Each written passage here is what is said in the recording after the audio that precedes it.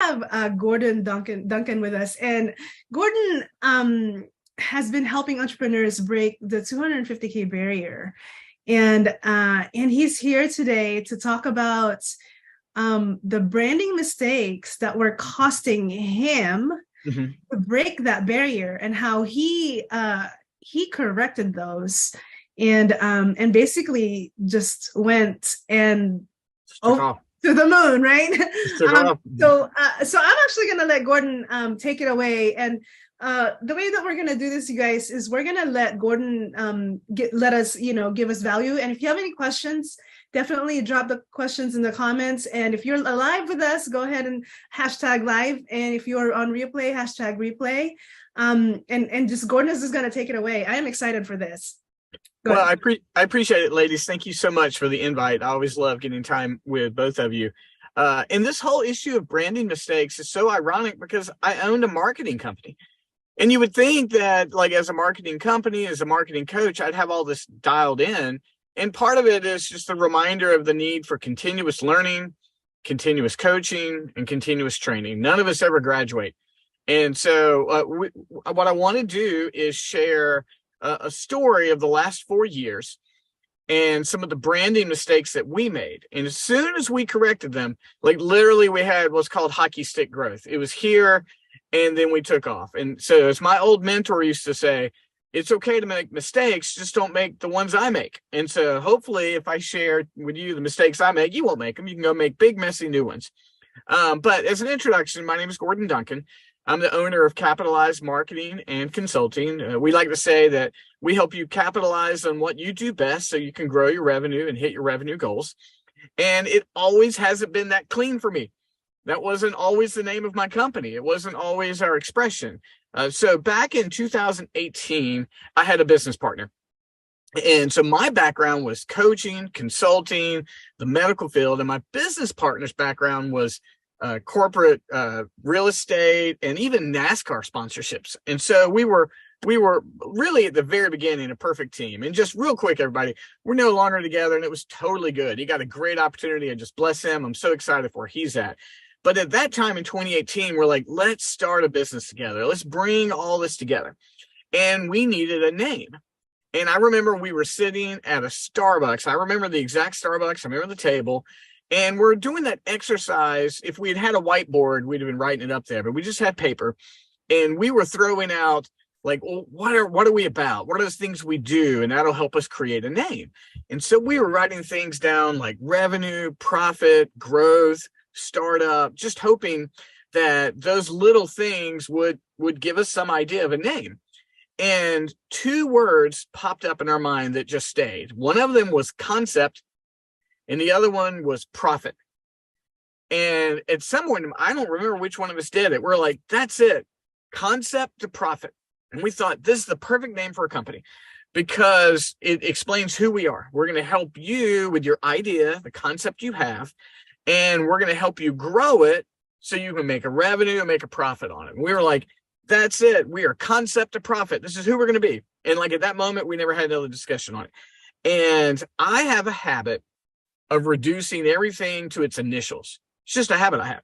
So I used to be a pastor, and I started a church called Sovereign King, and I just called it SK all the time. Like, hey, welcome to SK. I do it with everything. And so with concept to profit, I started calling it CTP. Like, hey, it's CTP, we do this, and at CTP, we do that. And so we took off. We got a logo made, and we started building a website. Like, we really thought we were off on the right track. But we weren't. Here's the mistake we made. We fell in love with our very first idea. And you can't make that mistake. You know what we did? We didn't go to trusted advisors. We didn't go to, like, we had millionaire mentors. Like, I didn't go to them and go, hey, what do you think? I didn't go to my wife, and she's such a straight shooter. We love concept to profit, CTP. We're ready to go. Because, see, branding it's got to be more than a name and a logo. Here's my definition of branding. Branding is the consistency of the way you present yourself and your business. That's it. It's the consistency in the way you present yourself in your business, all the way from how you dress to your logo, to your colors, How do you present yourself? And what we discovered very quickly is that Concept of Profit didn't present very well. And people would be like, what? What? I mean, they would literally ask us to repeat it. And then again, my terrible habit of CTP, my co-owner couldn't get it right. He would say CPT. And then people would ask, I even had someone ask me one time, is it PCP? And I'm like, no, that's an illegal drug. And so we just fell in love with our first idea. And then a name is not an idea of a business. It's just not. And we just fell in love with that, and we all of a sudden were getting logos made, and we were putting together the website and establishing our colors, and all of that is part of branding. But the problem was it didn't present who we were well. It just, people couldn't get it, constantly asking us, what's the name of your company?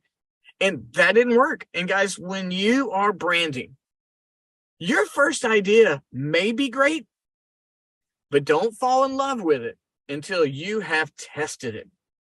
Get wise coaches, mentors, branding experts, run it by them. Like, hey, what do you think of this name? If you've got to explain all this stuff and then explain the name, it doesn't work. Like, it should come across. Like, I'll give you ladies, listen, you're marketing muse. I love that. I absolutely, it makes complete sense about who you are. And Concept of Profit, when I explained it, people went, okay, but no one was in love with that name. No one resonated with it. In fact, no one ever called us that. It was Gordon and Vince. And if they tried to, they got it wrong. And they're like CTP or something like that. And I was like, oh, and guys, so the first mistake you want to avoid in branding is don't fall in that love with that first idea. If you really like it, test it. Go find a trusted stranger or a trusted friend and just go, hey, what do you think of this name? And it should connect. It should communicate something. And we didn't do it. We really didn't. We just fell in love with ourselves. We're like, this is it. And guys, that led me to the second point. My second mistake, and guys, we do this too long, is we took too long to correct our mistake. When you realize you have a branding error of some sort, a logo, a color, a name, how you present yourself, you can't hold on to it too long. Like, you have got to make a change. Now, with the company only starting in 2018, you would think, as a marketing company, that a year in, I would go, this isn't working, let's make the change. But you know what? We fooled ourselves into thinking we can't change our name now. We just launched. I mean, we were in the Chamber of Commerce, and we were in networking groups, and we had our Facebook group, and we had all of those things. And we were afraid if we changed that name, we felt like there was going to be a repercussion. We felt like we were going to be seen as flighty. We were afraid it was going to damage our reputation as a marketing company if we changed our name. And you know what? It was damaging our reputation as a marketing company, but because it was so bad. Not because we didn't make a change. The problem was we had a bad name and a bad logo and ugly colors. Literally, it was, I didn't like any of it. But we held on to it too long. 2019 came, and we did grow in 2019, but we weren't becoming a brand. No one could say, hey, are you Concept of Profiting? You know, there was not that kind of language. We didn't have CTPers. I tried to make that work. I really did, like, hey, CTPers out there, and it didn't catch, like, none of it. And, you know, I kept it to myself. I'm like, this is going to work. This is going to work. And my business owner, co-owner, I mean, he just like, you know, we can't change. And I agreed with him. And holding on to it too long did damage to our company. I think it was for this reason. We weren't identified by who we are and what we did. It just became Gordon out there, became Vince out there. And I want this company to exist for the next two generations. I want to build generation wealth. I don't want to build pay the bill wealth. You know what I mean? I need to pay the bills, but I want something beyond paying my bills today.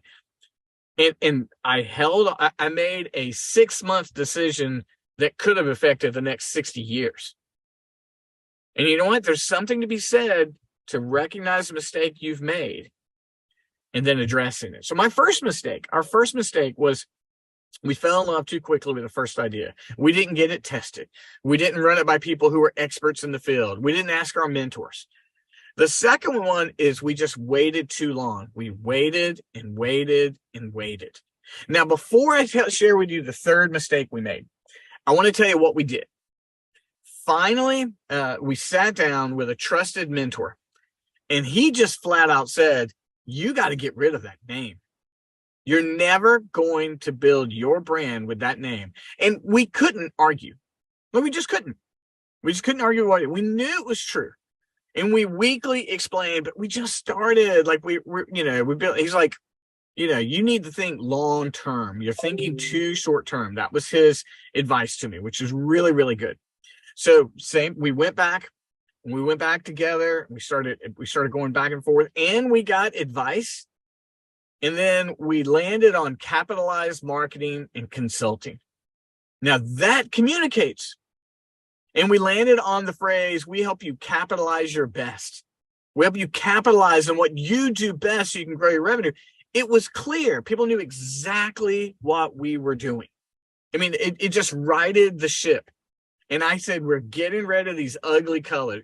Our colors were like a Starbucks, like this right here. And they've already got those colors. And you know what? Starbucks colors are almost military camouflage. I can't believe it works. But it doesn't pop. Like, they've got a brand, but for a marketing company, it doesn't grab attention at all. So what we did is, and I'm not even at the third mistake yet, but this story is important. We went into the basement. We're like, rebrand everything. How do we explain everything? We got a logo. If you ever grab my Facebook page, any of you guys, Gordon Duncan, a couple of last week, I shared the iterations of our logo. How I showed the couple of versions that we had until we landed on the one we had. And that was a fun process. And I was not fun to deal with as a business partner. I'd be like, that logo's terrible. That doesn't communicate, because I was going to be like, we are going to get this right. And we have a great logo. I love it. It represents who we are. I've got mugs, you tell me I've got my brand logo out there. But this is what we did. And I'm almost at the third error. We got a professional videographer and filmed a 2-minute video on the changing of our brand and used it as a platform for who we are. I created a PowerPoint presentation and started speaking at Chamber of Commerce's about it. Like, I used our mistake as a leverage point, because when I'm doing that, it taught other people, these guys know branding. They do. And we could say, we got it wrong.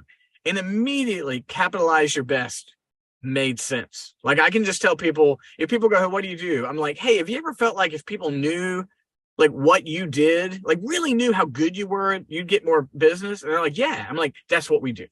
We help you capitalize on what you do best. We help you grow that. We do that when we coach our clients. Like, our coaching program is us teaching people, what is it you do best? What are your gifts? Let's build on that. But now leads to the third error that we made. So the first one was we fell in love too soon. The second one was that we waited too long. The third one, we didn't go all in. Now, you might think everything I just said is going all in, but it's really not. I mean, we did. We filmed a video. We started speaking at Chamber of Commerce. But by going all in, I mean hitting every single platform. As much good quality content to represent who we are. It took me about 6 months before I realized, you know what? Despite the fact that we put out 100 pieces of content a month, we could put out 250 pieces of content a month and not wear anybody out. Stats say on Facebook, 14% of your friends are going to see your content. Isn't that amazing? If you have 1,000 friends, 140 people are going to see you. And it's not the same people. If you post this morning, 150 people are going to see you. You post tomorrow afternoon, it's a different. You're not going to wear people out when you're putting out good and interesting content. And so we were like, I've 6 months, the growth is not quick enough. And so all of a sudden it was personal Facebook twice a day. It was business page.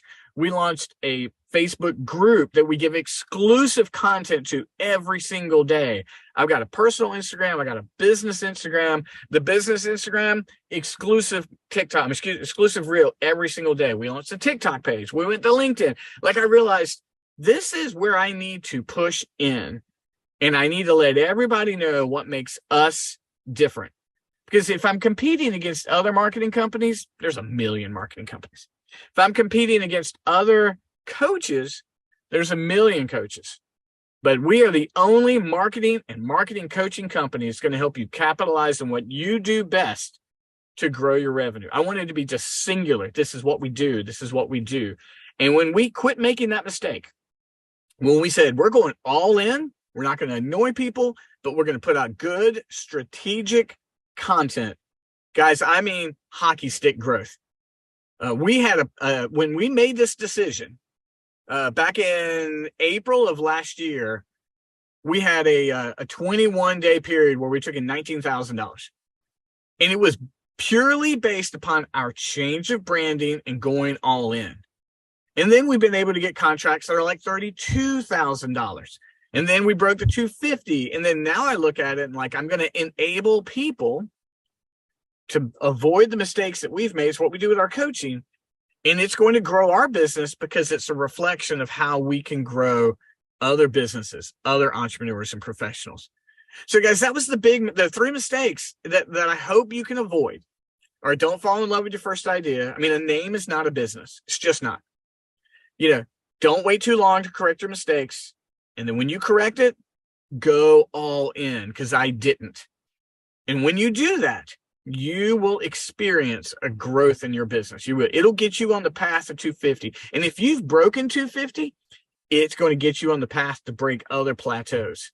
Because even if you look at the big brands in the world, they constantly have a tweak. They know that when they got to 500,000, they're like, do we need to change anything? Do we need to make it sleeker? Do we need to make it better? Guys, if all you need to do is one time, there would only be one pair of Air Jordans. And I don't know how many we're on now, 28, 30, 40, 50. I don't even, now they're making movies about it. I mean, the whole point is you don't have to change every year, but you've got to ask yourself, is your branding consistent with who you are? More importantly, is it consistent with who you want to be? So Sheena, those were the 3 mistakes we made. I mean, and when we corrected them, it really made a big difference in our company. That's an amazing story. What's interesting is we're actually going through a rebranding ourselves. Yeah. Are you really? Well, I can't wait. Yeah. And for us, it's more of a legal issue than anything else. And so that's why we have to, make a few tweaks. But I think that one of the things that you said is, and you actually just said it, you're just not doing it for now, you're doing it for, for in the future. You're building a legacy, right? And that's what Vanessa and I want, is that we want to build a legacy, that it's not just, me and her doing the thing, but that we would also impact other moms, right? Yeah. Impact other moms that want the freedom that we have, and build a business like we did, right? Very much so. One of the things that I want to ask before I invite you to invite our people to your upcoming seminar next week.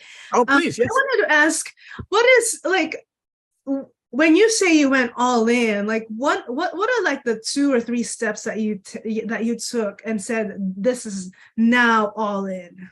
It's a great question. One of the things that we do with our coaching clients is we have them do a marketing audit.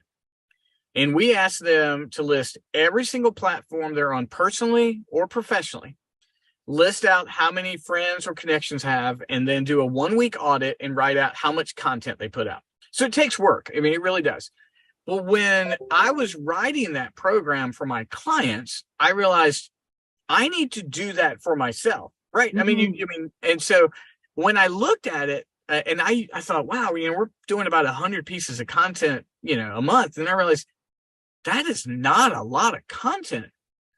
I mean, if you speak to some of the experts like Gary Vee or Grant Cardone or Ed Mylett, any Bradley, any of those guys, they're going to say, if I can beat you in content, I will beat you. And my goal is not to compete with those guys, but I just know it's so hard to get an audience on social media with all the other content. and you've got to be consistent. I tell my folks, listen, don't take down that post that has don't take down that reel with 86 views. Because one, eventually the algorithm will find you. And guys, please write that one down. The algorithm will find you if you're consistent. But remember this. If I told you, hey, if I could get 86 potential clients in a room today for you to speak to them, you would show up in your best suit or your best outfit. So when you get an Instagram reel that has 86 views, do not beat yourself up. That's probably really 86 people. That's not a fake 86 people. If it was fake, Instagram would give you 5,000. And so what I realized is, one, I wasn't going all in because I was letting some low numbers discourage me. And then I did an audit, and the audit showed me there's so many places for me to put out good content, quality content. And so if I've got time, here's something I do every single morning. I drop my daughter off at school, which is really important for me to do. And then I get in my car, and I don't always do it safely, so please don't do what I do. But I mean, sometimes I do it in a parking lot. But the moment I drop her off, I put my AirPods in, I pick my phone up, and I record a 45-second reel of coaching content. And then some days I'll do 2 or 3 in a row. Then I put captions on it because captions are necessary. And then I start spreading that content across the platforms. By the time I sit at my office at 7:45, I'll sometimes have 3 videos on 3 different platforms out. Nice. And that's not the first time I've posted. You know, I've already got a rhythm, that kind of thing. But I just realized, what am I going to do? Listen to the news? I mean, if I've got a podcast, yes. If I'm building myself up, do that. But I just realized there's so many spots in the day. And it can be me talking about someone else. I can say, hey, guys, I listened to Alex Hormozi this morning, and he reminded me that sometimes we've got level 10 talent and a level 2 opportunity. Let's all make sure the opportunities are good, guys. That's just me referencing something I've learned, but that's what we all do. So to answer your question, I did my audit. I realized I was woefully under delivering in content. And then I decided I'm going to deliver as much content, quality content as possible. And the way I do that is I'm just a constant learner. I'm reading, I'm listening, I'm taking it in. I'm not stealing anybody's stuff. If I need to reference them, I do, but I'm creating. So when I come up with my definition of branding, that's my definition of branding. So I want to get that out. And so I'm going to start sharing it and sharing it. So I think that was the big thing is take an hour, do a marketing audit on yourself, or reach out to me and I'll help you with it. And you're going to be stunned. You're like, wow, I went from Friday morning until Monday morning. I didn't post anything. Well, man, the internet forgot you. I'm not being ugly. It would forget me. And if you're like, well, I don't want to work all weekend, batch the content, create it and schedule it. If you need to take Super Bowl Sunday off, take it off. Great. Get some, make sure that the world remembers you online while you're out there. Me, I'm gonna do stories and tweets the whole Super Bowl. You know, I got my kids, I got my food, you know, that kind of thing. And so that's what I'll do. But that was the answer to your question. Like, I realized we just weren't doing as much as we thought we were. And you're also Go Eagles, right? Because you're in Pennsylvania. My middle daughter's name is Landry. named after Tom Landry of the Dallas Cowboys. So I know I just lost a bunch of folks here that don't want to hear about me at all, but there's nothing in me at all that could get me to pull for the Philadelphia Eagles. I'm sorry. I grew up a Cowboys fan. You know, if you're going to name your daughter after a Cowboys coach, you just can't pull for the Eagles. So. Prescott got Man of the Year last night. Yeah, I know. Well, he's a better humanitarian than he is a quarterback at this point in time. But we can have that conversation all day long. But the man does good work, and he should be applauded for it. And we should all be giving back. That's my goal. I want to make enough money to take care of my family and have extra to give away. And so that's a large part of our company. Right. Go ahead and invite us to your event next week. We are excited to be a part of it because you have an amazing VIP that's also coming. So tell us more about that. Thank you. One of the things when we rebranded is we decided that we're going to be a learning and educational company, that we want to teach. We're going to be constant learners, and we're going to constantly teach. And we want to make it available to everybody. So on February 16th, starting at 11 a.m. Eastern Standard, we have an absolutely free online seminar. It's called Breaking the $250,000 Barrier. And so from 11 until 1, I'm going to speak about branding, but other things as well. But we're going to share with you the marketing tools that we used and that we use with our clients to help them break $250,000. And so I cannot wait. We did a seminar like this last year. We had a huge attendance, and there was enough of attendance that people wanted us to do it again. So we're going to tweak. We're going to add more content in there. It's going to be wonderful. Now, 11 to 1 is absolutely free. I will say this, though. When you go to register, there is an opportunity to sign up for a third-hour VIP. And that third-hour VIP is going to cost $47. Here's what happens in the VIP. We are incredibly blessed. A good friend of mine named Joel Griffin. He's a Marine. He owns 3 or 4 restaurants. He has started an amazing nonprofit in honor of his daughter. He's an investor. The guy is incredible. And he has volunteered to give us a 25-minute talk on the steps he took to grow his businesses. And then everybody in the VIP gets to have an exclusive Q&A with him. And if you told me that I could get in his room, I'm fortunate I'm his friend, I get it. But I mean, if you told me I could just sit in a room with him for $47 and ask him questions, it would be worth it. But there's a couple of other bonuses. If you come to the third hour, you get a 30-minute strategy call with me. As part of that, everybody who signs up gets at least a 15-minute call with me. But the third hour gets a $47 gets a 30-minute strategy call. We give you a seminar bank, which is every seminar we've ever done. We give you a link where you can go access them. So all the ones that we've had in the last 2 years, we give you that. And the only folks that we're giving a recording of the entire event to are the VIPs. So you can just sit and enjoy the event, and we'll send you the whole event, and then you can take your notes. And so we've even got more. We're just trying to give as much as we can to that third hour. So it's coming up next week. Guys, if you can make it, we'd love to have you there. Free from 11 to 1. But I really think that VIP from 1 to 2 is just absolutely amazing. And I can't wait to get one-on-ones with everybody who comes. That's one of my favorite things, is following up afterwards. Definitely. That was like, I've been into your seminars far many times already, and I have been a fan for Gordon. He drops so much gems, and he is not going to hold out anything. As long as you ask the right questions, he will give you the best answer, potential answer. But to wrap this up, we're going to go ahead and drop the link for you guys to go ahead and join. I highly, highly recommend for you to go ahead and go VIP, because if we can get in the same room with a millionaire, you can ask one question that will move the needle forward for you. So take it away, Shanna. If you have any last words, Gordon, drop it below. Well, on that last point, Vanessa, I mean, first of all, I'd be honored for any of you to be there. So thank you, free or the VIP. But advice that my mentor gave me is, he said, you want proximity to power.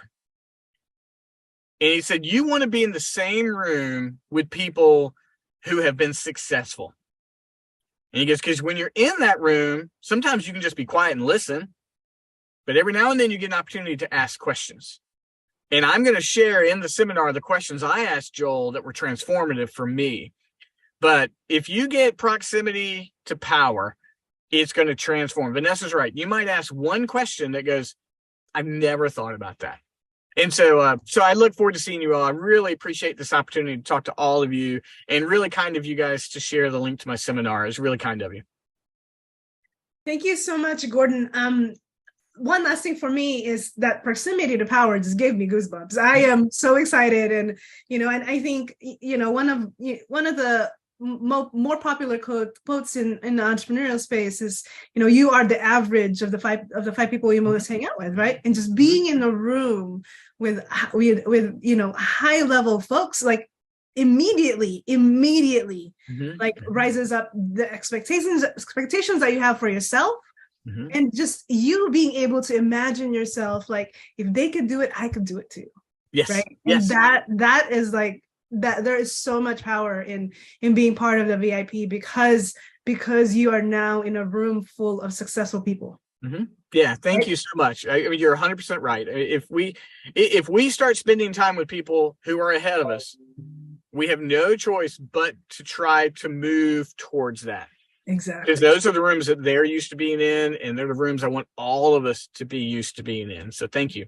Exactly. Thank you so much, Gordon, for spending time with us. And thank you guys for, if you're watching this on the replay, definitely go #replay. And if you want to be interviewed, just like we interviewed Gordon today, definitely, you know, DM Vanessa, DM me, and then we'll set it up that way. And have a wonderful Friday. Thanks, Gordon. Thank you. Bye, guys.